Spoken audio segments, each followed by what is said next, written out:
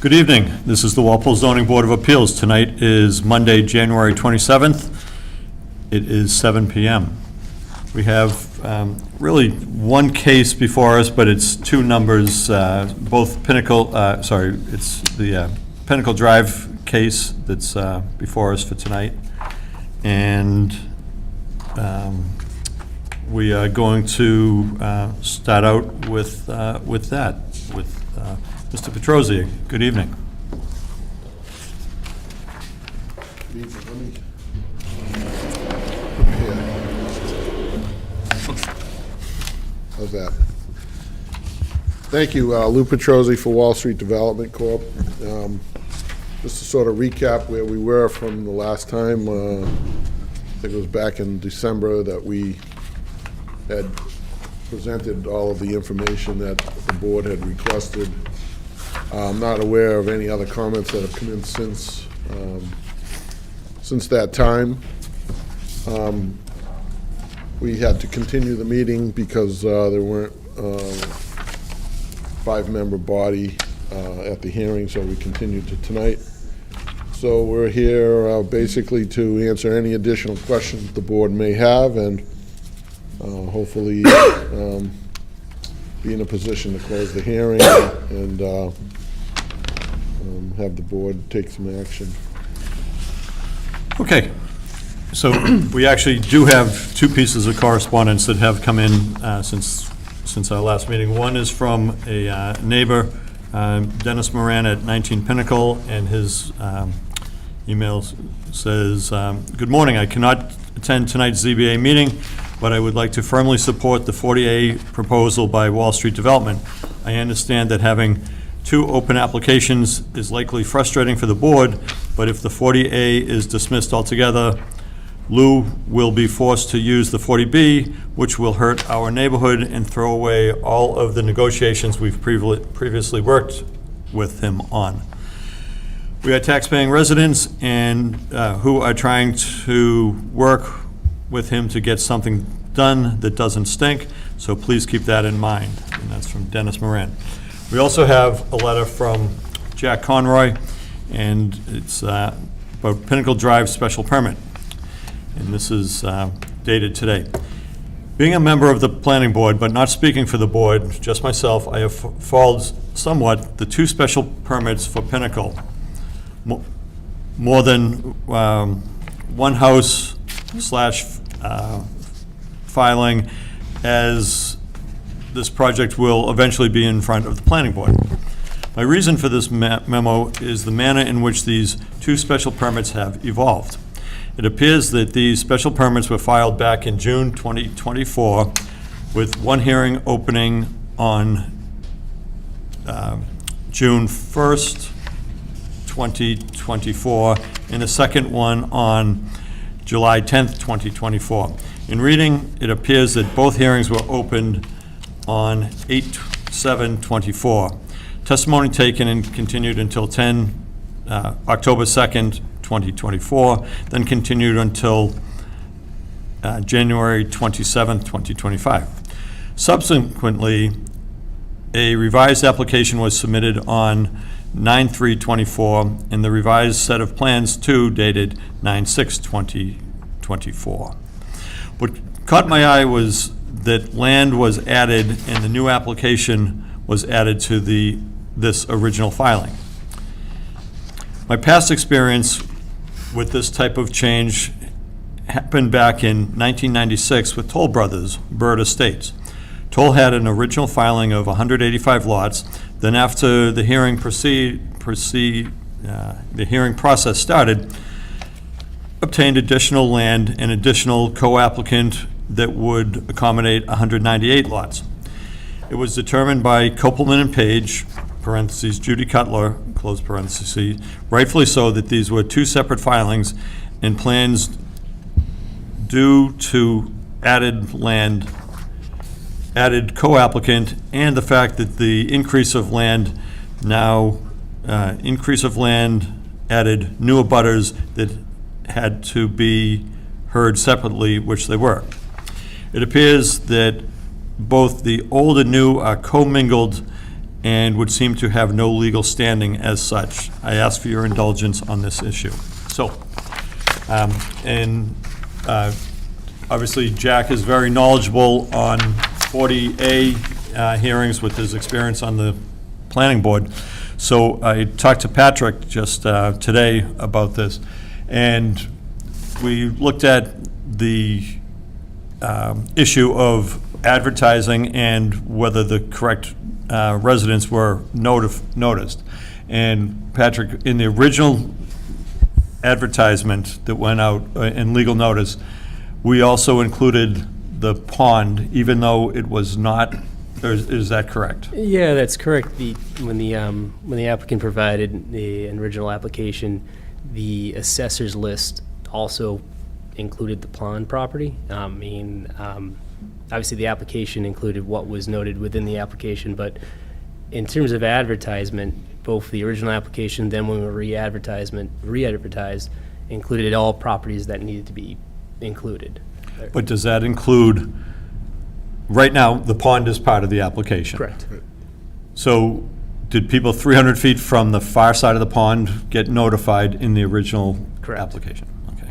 So, Mr. Chairman, I should say also that when the board requested that we file a new application, we did re-advertise, re-notify all abutters that were related specifically to the new application.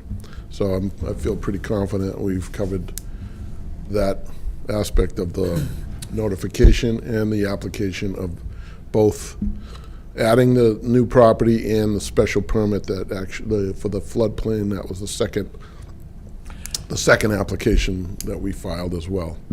So, but again, I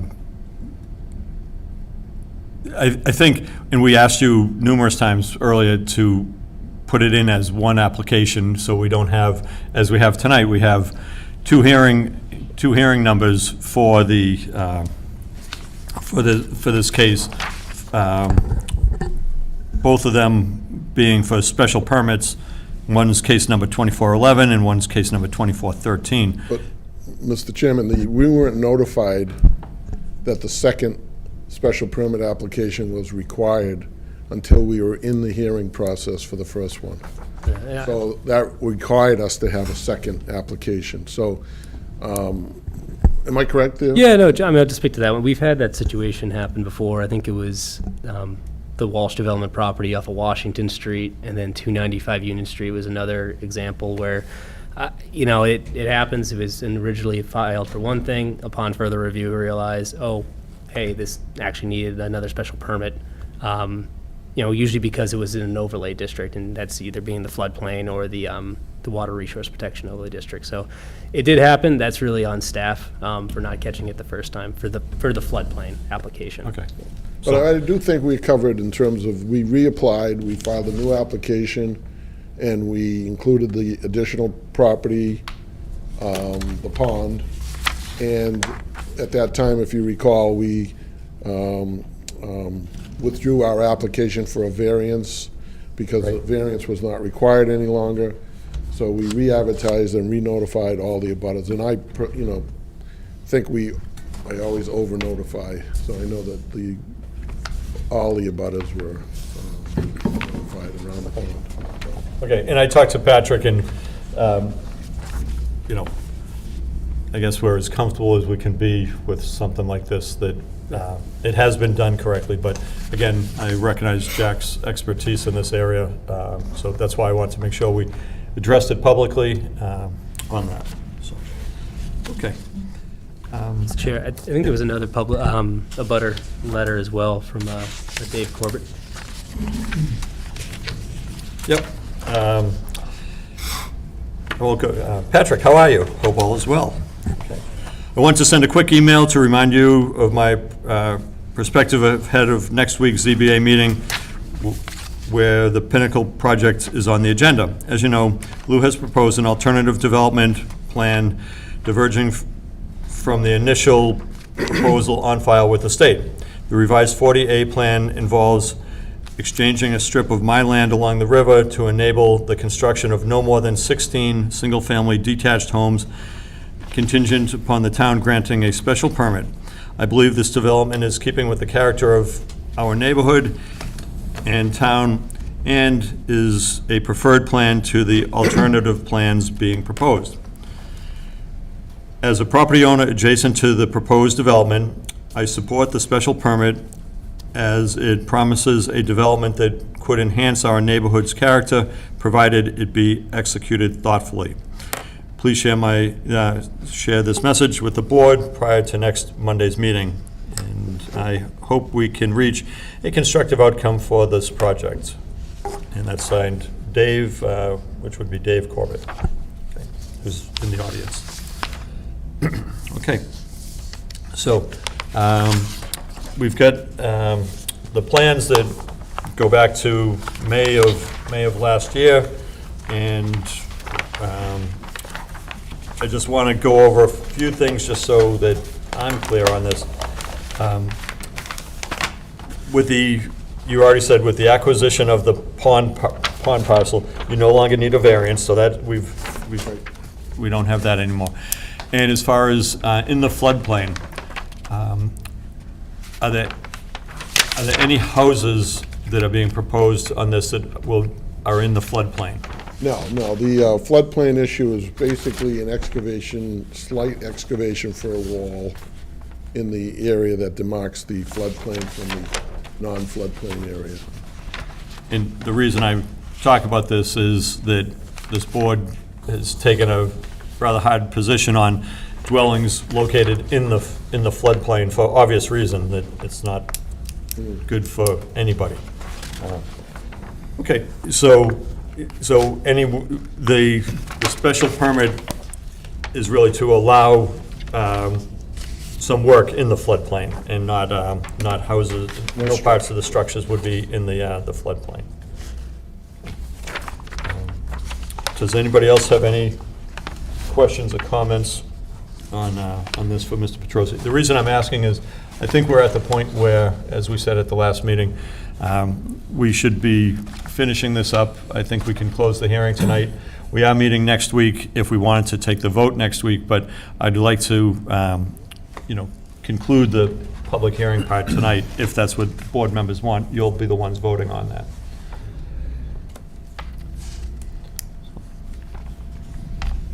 Oh, yes, do you want to make a comment?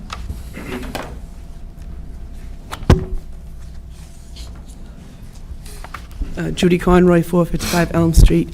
I'm just going to go back to Mr. Conroy's letter. And as you all probably remember, Toll Brothers was like a 9-year battle.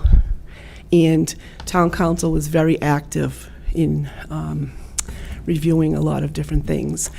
And I have a concern as a taxpayer that town council has not been asked to review the filing.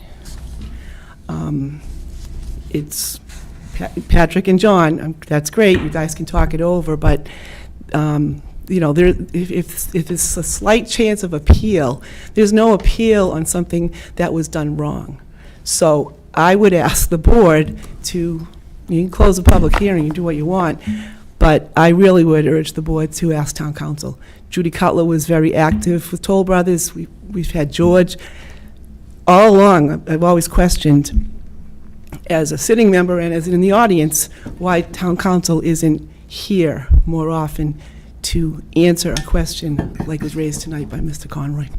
So I would just ask the board to seek an opinion from George, I can't remember, Pucci, Mr. Attorney Pucci, just so that you've dotted all the i's and crossed all the t's. Okay. Okay, thank you. Thank you. Okay. Anybody else have any questions on this?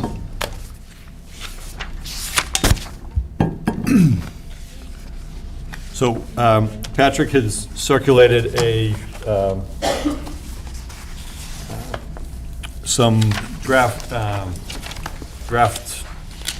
conditions, and I think that they all look good. A lot of them are out of the town engineer's letter, as far as how things should be done. Some of the dealing with connections, water connections and things like that. One thing that I would like to add is point number 12, and this is from a previous hearing where the engineer, Mr. Galassa, who's here tonight, you said that the driveway would have a slope no greater than 7%. Is that still correct? John Gloss, Gloss Engineering. Yeah, that's correct, Mr. Chairman. I just want to, make sure that we can put that as a condition, because that's, we discussed it, and I just wanted to verify nothing's changed in. Nothing's changed. That's what the plan shows, the 7% slope, and that's what will get built if it gets approved. One thing before you Yes. step back. Retaining walls on this site, do you know the heights of the retaining walls? I'd have to look at the plans. If you want to give me a few No. minutes, I can tell you. I don't think any of them are extraordinarily high. I need to look at the full Okay. plans. Yep. So, I can give you a set here. I need to look at the full. Okay, so one of the things, there's usually after a certain height, there's supposed to be fencing or railings on retaining walls. It's 4 feet.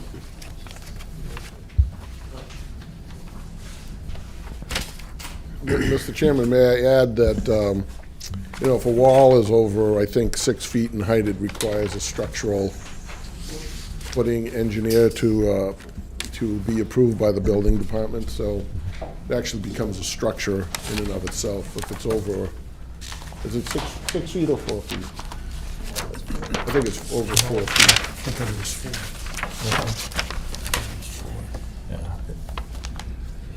What he's saying is 6 feet for engineering.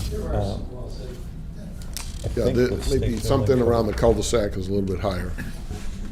If things Okay. don't change with the sloping and the grading. Of course, we have conservation to go to, and they may grant us some relief as well. So right now, it's the plan that's before you that will likely have some higher walls that might be necessary. So, one of the things, Patrick, do you know what the state code requires for, there's a certain height that it has to have a fence.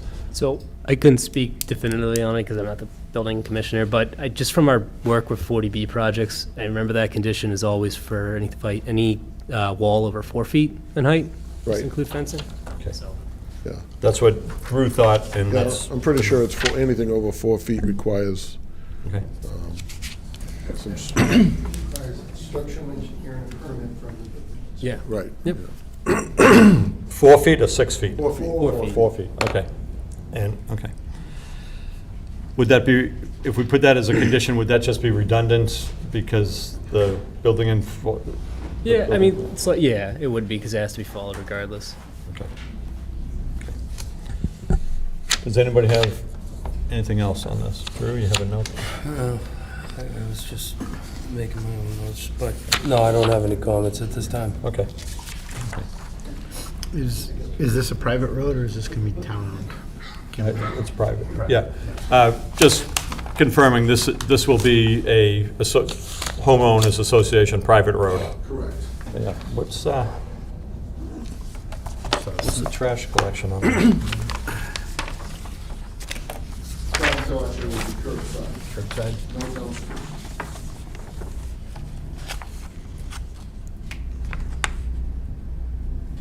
But it won't be town trash, it'll be homeowners trash collection? Yes. Of course, we don't know who we'll contract with. Maybe we'll contract with the same vendor in the town. I'm not sure.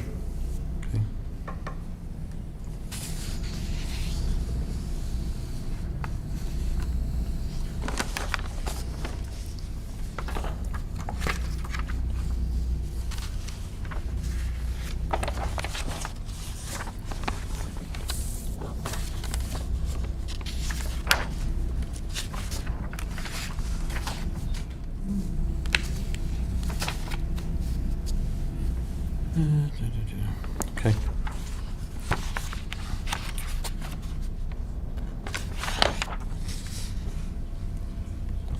Thinking of one of our former members that was here Do you have a mailbox, like a common mailbox for this development?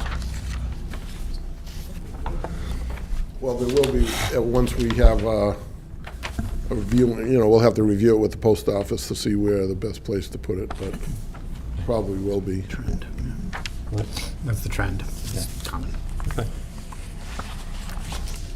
What do they do with packages, though? The packages have to go to the individual houses and the mail stops at the, It it kind of doesn't make depends any on sense, I mean, it but depends on the package.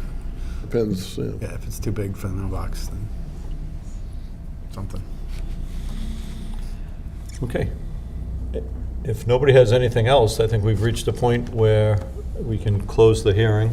If that's what board members want to do. Do you have anything else? No, I got nothing else. Okay, everybody's good on this? So, Lauren, who are the voting members on this, just to, I have Delaney, Lee, Anderson, Major, Higler.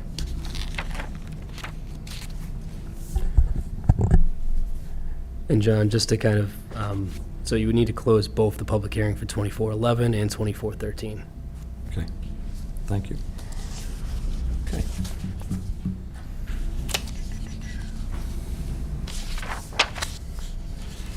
Okay, does somebody want to make a motion to close case number 2411, special permit for more than one principal building on the lot, and case number 2413, special permit to allow earth and other materials to be dumped, filled, and excavated within the floodplain protection overlay district?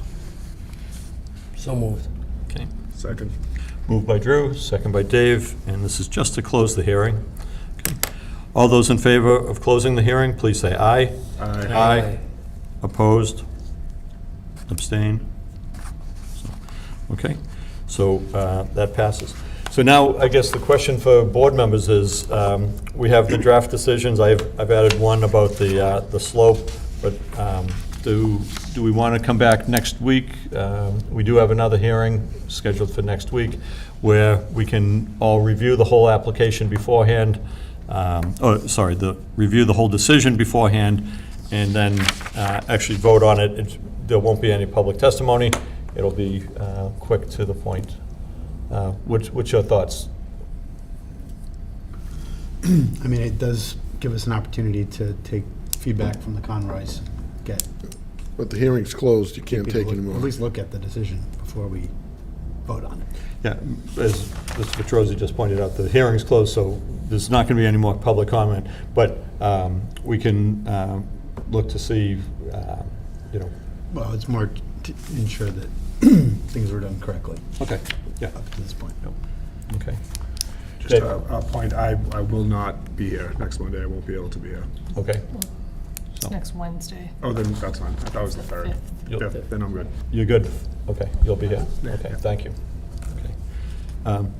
Okay, in that way, I'd like to get a draft decision out, if we can get it out within the next couple days. Will you be able to turn it around that Yeah. fast? You can get that.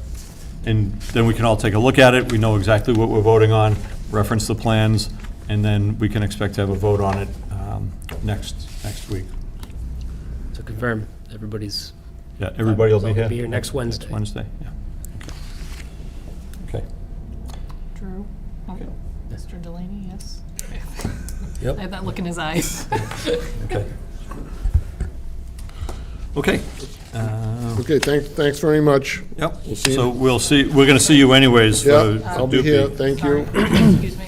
Yeah. We would need an extension of time because it runs out on the 3rd.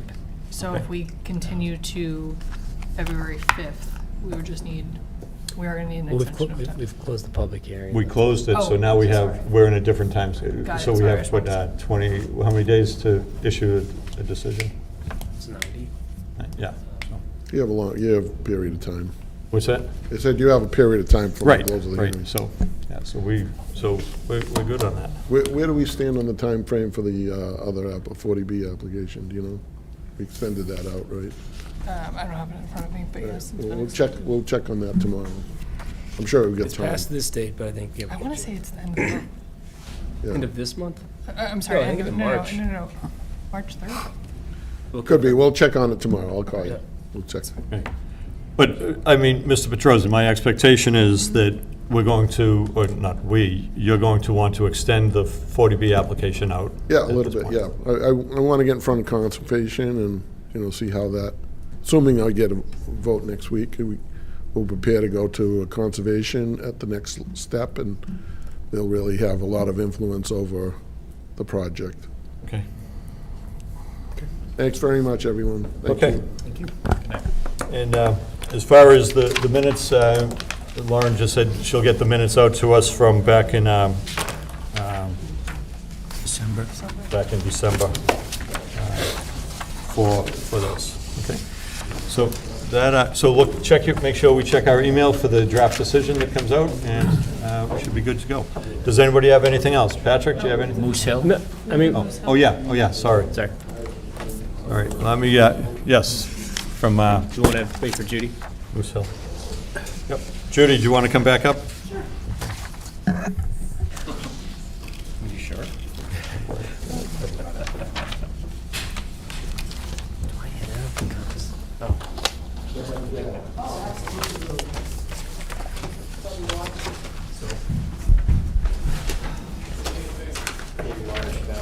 Good evening. My name is James Murphy. Okay, let me just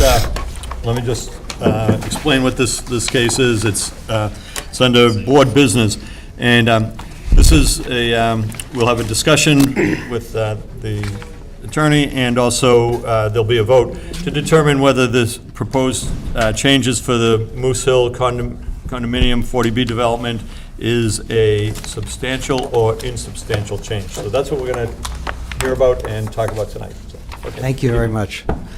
James Murphy, I represent Medfield Holdings. Medfield Holdings has an agreement to go forward with the 270 Moose Hill project.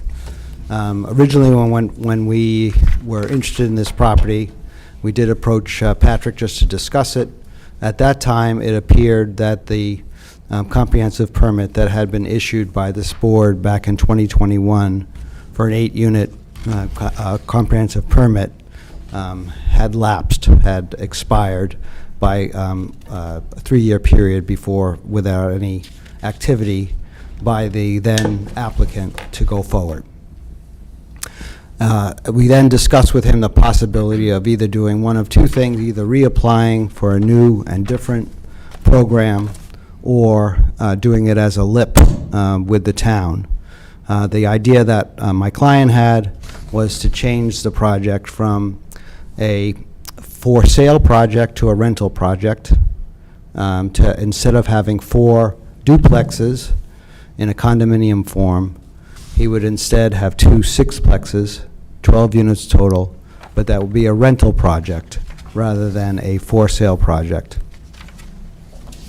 As many of you know, in late November, Governor Healy signed an act extending the permits that had previously would have expired for a 2-year period of time, in effect resurrecting our opportunity to see whether or not we could build on the previous allowed comprehensive permit. And then the process then, of course, is to come, as the chairman described generally, to seek a determination from this board whether or not that change that we're proposing would be an insubstantial or a substantial change. I have read this, done this before, and presumptively, because we are increasing the number of units by more than 10%, it is presumed to be a substantial change. And I'm not here asking you to find any way differently. I believe that you probably would, even if I urged you otherwise, to find this to be a substantial change. And so the process, if in fact you do vote to determine that it's a substantial change, is that it requires a new notice of public hearing. And as you probably know from your experience dealing with 40Bs, there's a 30-day time period to hold those hearings. However, we would certainly waive that time limit. Patrick indicated to me earlier today in a conversation that it's possible that this could be on the March 5th agenda, So to the extent that we're required to provide you with a waiver of the time limit to that date, or if the board indicates that they need some additional time, we would certainly be open to giving you sufficient waivers to consider this proposal. With all that said, I also would like to take the opportunity to get a sense, a pulse perhaps, of the board, which of course is non-binding tonight, of whether or not there is any interest or reservations, positive or negative, about this proposed change. I think from the town standpoint, being an advocate obviously for this proposal, is that from the town standpoint, there is an increase in the number of SHI units from 2, 1/4 of the 8 for-sale units, to all 12 of the rental units. So this really would add 12 units to the SHI. The other thing that I wanted to point out is that the footprint of the proposed sixplexes, as compared to the 4 duplexes, on sheet 5 of those plans, it indicates that there really is no substantial increase in the area of land upon which buildings will be built. And so I think that's good. The other thing that hopefully, there have been some renderings that have shown the way in which they propose to provide screening for abutters, in which you would put a series of large arborvitaes around a bulk of the property to screen the property from other the neighbors. You all probably recognize this property is in close proximity to a very large apartment complex behind it. So it's really not out of character at all with the neighborhood. There are some minor changes that would also be made in the septic design. My client believes he'll be able to perhaps use a Presby system and shrink the size of the septic field by about 1/3. He's also requesting, and he'll meet with the fire chief as necessary, to shrink the cul-de-sac size. I think formerly there was a much larger cul-de-sac size, and he's proposing to shrink it just a little bit, so long as it satisfies the fire department, as we recognized in the prior decision that that was a condition that this board imposed. So the client has previously done in the town of Medfield 3 lips with the town of Medfield. There were 2 8-unit buildings that he did, all rentals, on North Street in Medfield. He also did a for-sale 24-unit age-restricted development with the town of Medfield, and he was able to successfully sell that out quite quickly. Questions sometimes arise as to why you're changing it from a for-sale to a condominium. My client's experience was that, particularly when you have a for-sale development, what happens is that you have 2 of the units are going to be affordable units. And the way in which you have to formalize the condo budget is that you have to deeply subsidize the costs of the condo fees for the affordable unit owners, and that increases the comparison costs for the market units to take up that slack. And for a small development like this, it's really a very inefficient way of dealing with the costs of operating a property. And it's much better if you just do it as a rental. And in fact, our experience is that the rentals are more in demand than the sale for this type of units. He did have success in age-restricted sales in Medfield, but for these market ones, not quite as much. I asked my client whether or not he had previously built in Walpole. He has a history of having built all over this area, and I asked him about his most recent construction. There was a single-family house that he constructed at 430 High Street, so if people want to look online, you can probably see 42 pictures, I think, of what the construction looked like there. He's a very good builder. He believes that the time period it would take from start to finish would be about 15 to 18 months. So that's the general overview. I'm open to any questions, comments, suggestions to see whether or not we can get this project moving forward again after it's stalled, obviously, with the last builder. Okay. Okay. Board members, any questions at this time for Mr. Murphy? Judy? I didn't see any plans, so how many bedroom units are you, So they're all, I believe they're all two-bedroom units, and they're all, and it's 12 units.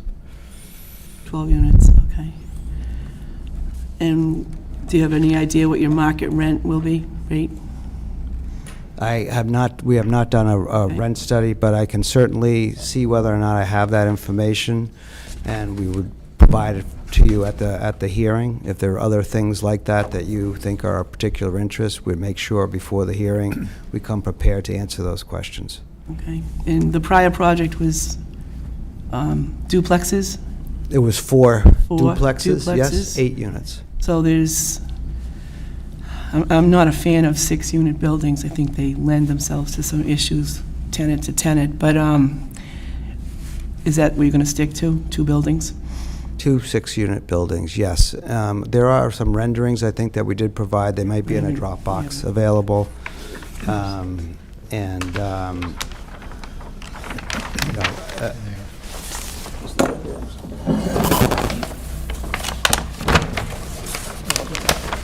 Those may be the plans. There are also some color renderings that hopefully, We just got the large ones. no? There was, in the Dropbox, there was, Double check. No. yeah? Let me see if I can show mine.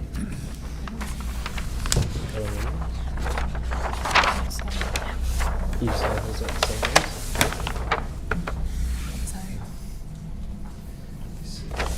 Okay, so before we, It's okay. I mean, we can see color renderings later. I have a question, and it has to do with, this board spent a lot of time with the previous applicant of this property, and it seemed like 8 units was doable, it was economic, and have you purchased this, or have a purchase agreement with this? We have a purchase agreement, yes. So, knowing that it's already been approved for 8 units, why do you feel that you need 12 units? Because one of the things we talked about was the character of the neighborhood, the density of the project, even the fire chief was quite certain that he wanted the cul-de-sac a certain size, particularly with the density of 8 units, and now it's going up to 12 units. So why are we discussing 12 units and not staying at the 8?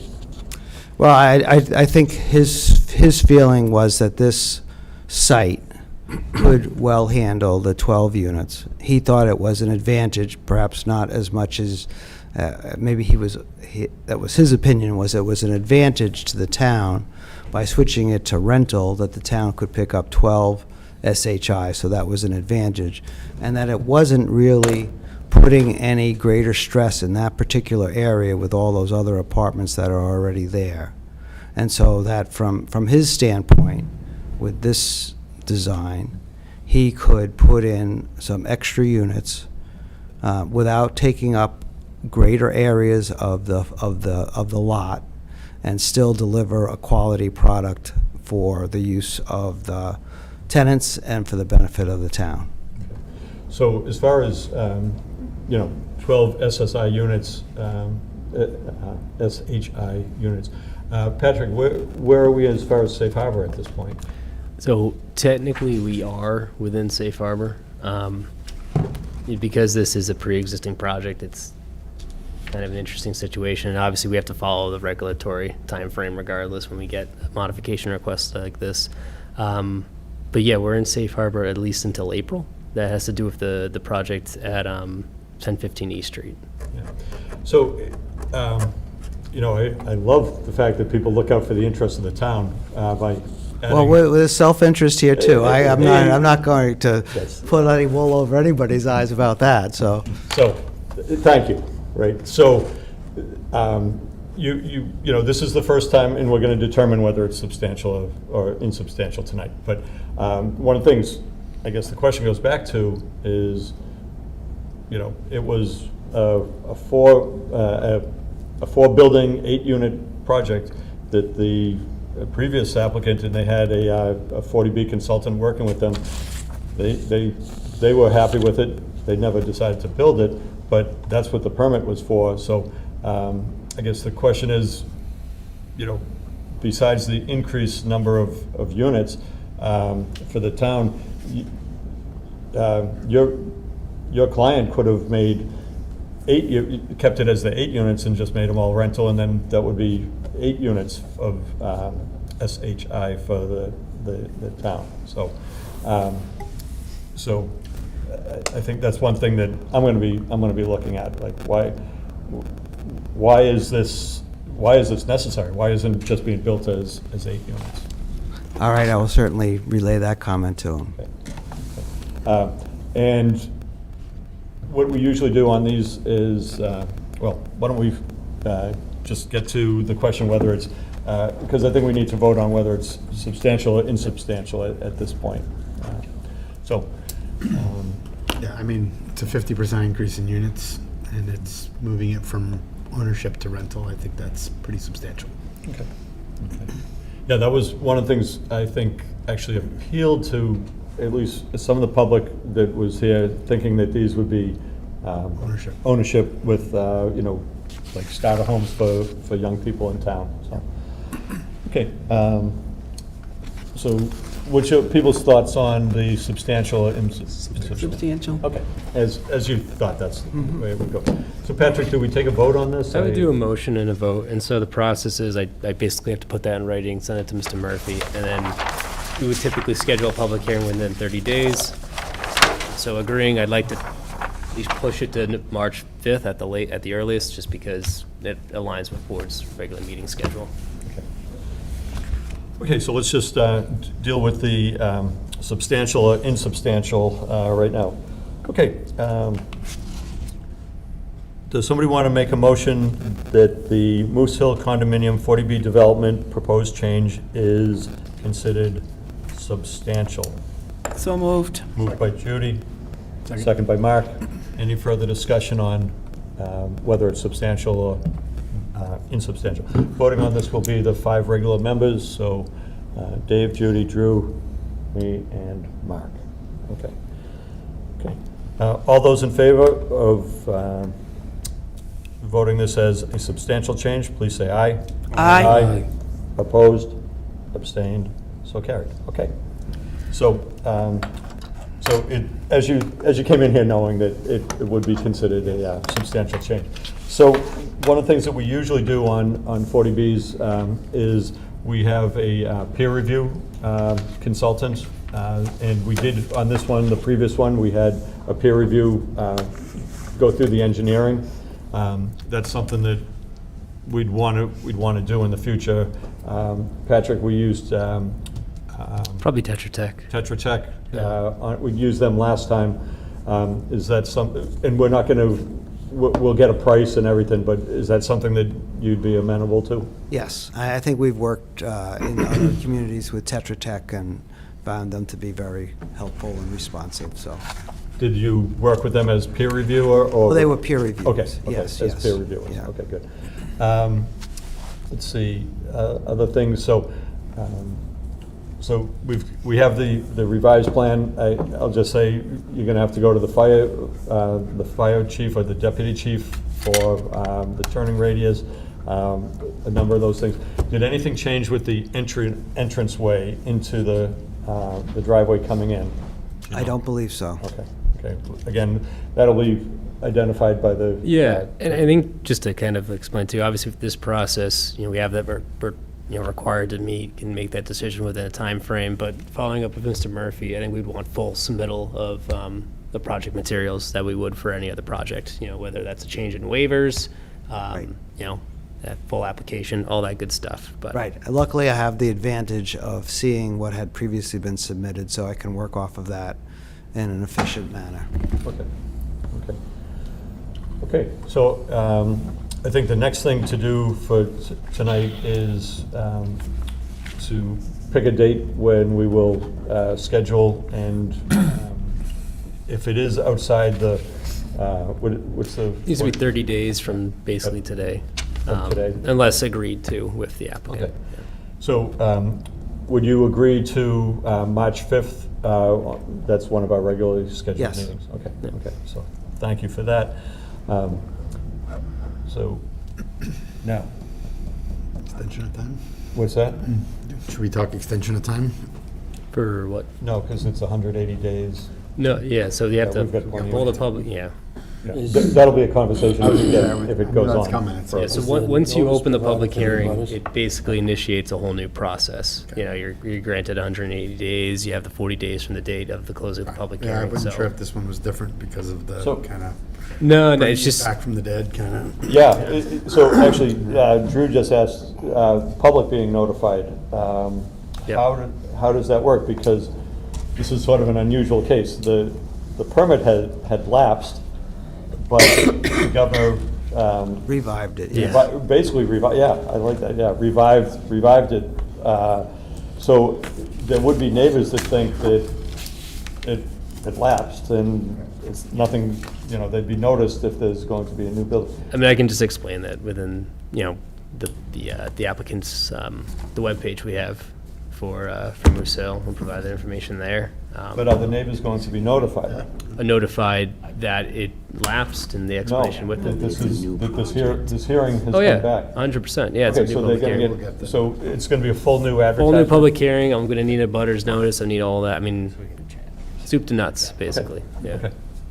Great. I just want to make sure that. Oh, it's- yes, yes, I'm sure that some people will ask at the first opened hearing date, that will be one of the first questions about whether or not it lapsed, and I think we have Yeah, it's, a no, response. it's clear. You know, you're not going to get an argument from us, because we looked at exactly the dates that the governor said, you know, for whatever reasons, these permits are extended. So. Okay. Does anybody have anything else? Yeah, the only, excuse me, Chairman, you spoke quickly about the cost incurred as opposed to ownership units and having that SHI units within there, as, you know, how it offsets and increases the cost of the regular ownership units. Right, so at least the experience that we've had Right. is that when you have for sale units of a small project, Yep. because 2 of the 8 units are affordable units, you have to deeply subsidize their monthly condo fees.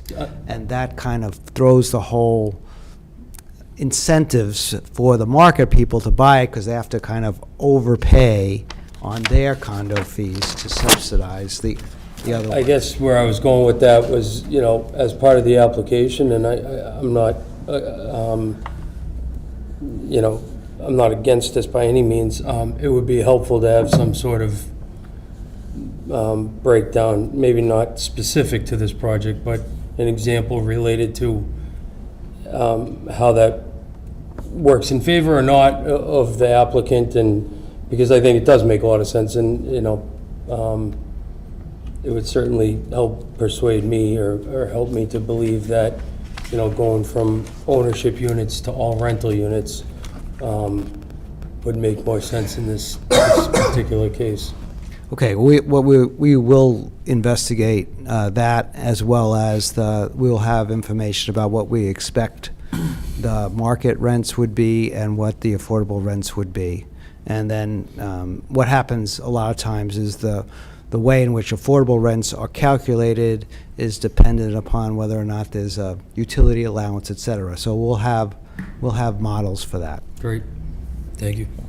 Good, Thank good.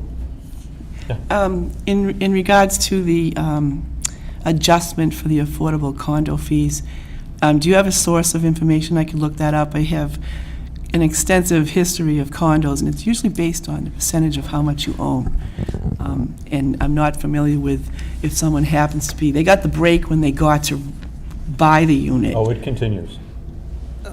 Okay. I just so want, do you have It's online. someone You send me can a find source or where I could look that up? Because I Seems guess loose. I just know that, for example, in the the Medfield units that we just did, that we had to set the monthly condo fees for the owners at $100 a month, which was way below what what would otherwise be their percentage rent if it was strictly on a percentage rent basis. So what happens in the way in which when you do condo fees, one of the things that is in the condominium law is that those percentages are not necessarily based on square footage. They can be based on value.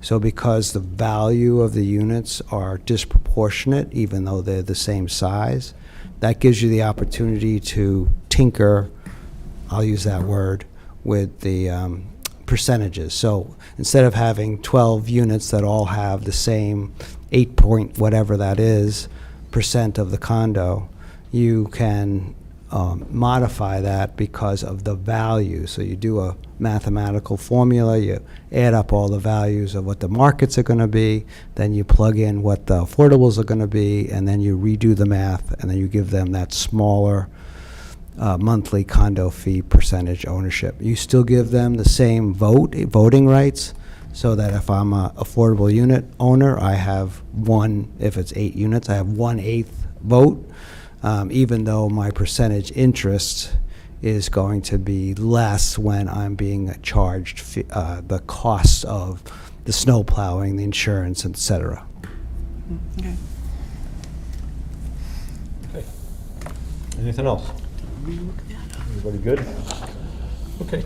Thank you very much for your time. Well, hold on. Do we, because we're not really opening, we're not opening the hearing. He's just agreed to extend, we're going to open this hearing on March 5th.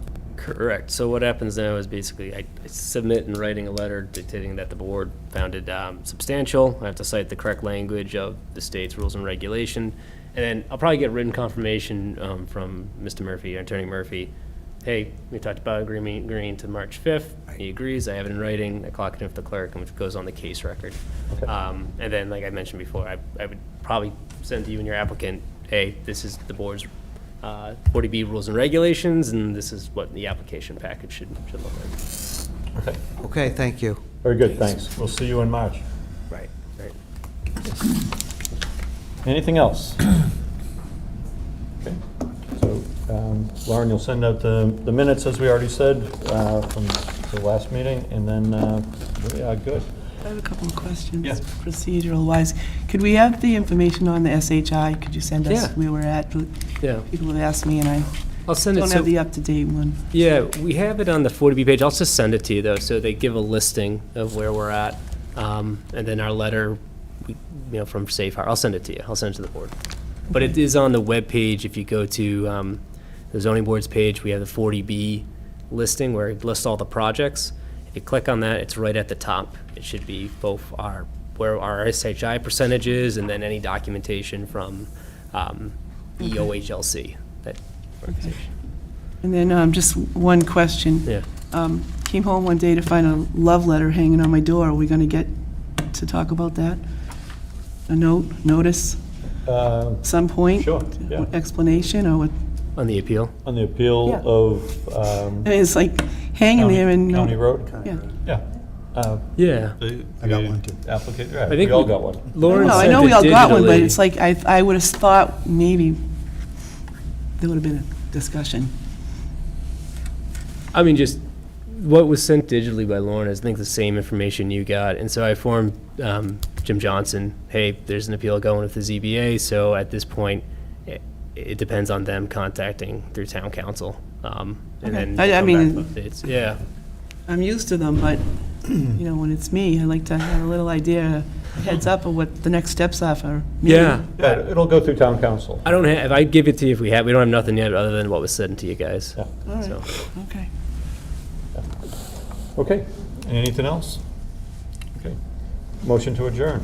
Somebody? Move. Moved by Drew, Second. second by Judy. All those in favor, please say aye. Aye. Aye. Opposed, abstained. Good night, everybody.